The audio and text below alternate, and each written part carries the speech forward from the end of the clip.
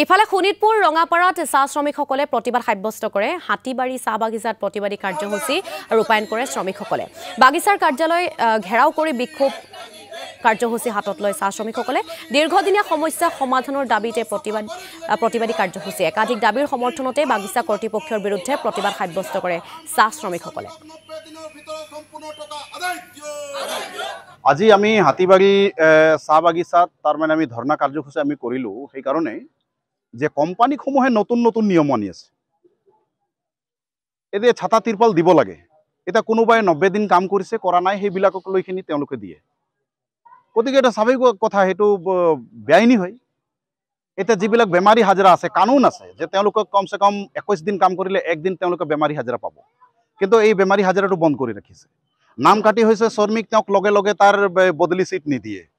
লগতে তেওঁলোকে যিটো নাম কাটি শ্ৰমিক আছে তেওঁলোকৰ যিটো PF গেৰছুটি তেওঁলোকে 1 মাহৰ ভিতৰত তেওঁলোকে দিব লাগে। গেৰছুটি পইচাটো PF পইচাটো তেওঁলোকে 2 মাহৰ ভিতৰত দিব লাগে।